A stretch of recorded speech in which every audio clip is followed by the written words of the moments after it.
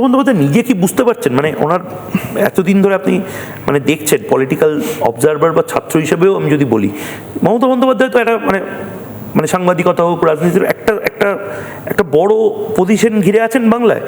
ওনার body language বদলে যাওয়া, উনি খুব বেশি করে কিছু কিছু জিনিস সামনে নিয়ে আসছেন, তার স্টাইল অফ পলিটিক্স চেঞ্জ করছেন বারবার।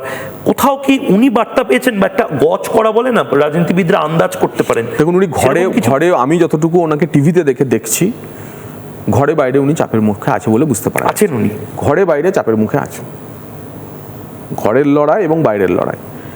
মমতা বন্দ্যোপাধ্যায় রাজ্যের কি পরিস্থিতি আছে, কতটা বুঝছেন কি বুঝছেন না সেটা আমি জানি না, আশা করি বুঝছেন। সেজন্য শেষ অস্ত্র তার সেটাও প্রয়োগ করলেন, ধর্নায় বসে দিচ্ছেন, ধর্নায় বসে গেলেন। এছাড়া শেষ পর্যন্ত উনি আর কি করতে পারেন? আর একটি অস্ত্র বাকি আছে, সেটা হচ্ছে পুলিশের অপব্যবহার। ভাতা হয়ে গেছে, ধর্নায় বসায় হয়ে গেছে, ধর্না থেকে ওঠাও হয়ে গেছে। লোকে তো দেখলাম সোশ্যাল মিডিয়ায় মিম করছে, ধর্নায় এসেছেন ধর্নায় যাবেন, ধর্নায় আগমন ধর্নায় গমন, তো সেটাও হয়ে গেছে। কিন্তু বাংলার মানুষ বুঝে ফেলেছে যে এই সরকার আর নয়, 26-এর নির্বাচন তৃণমূল কংগ্রেসের বিসর্জন, এটা বাংলার মানুষ বুঝে ফেলেছে।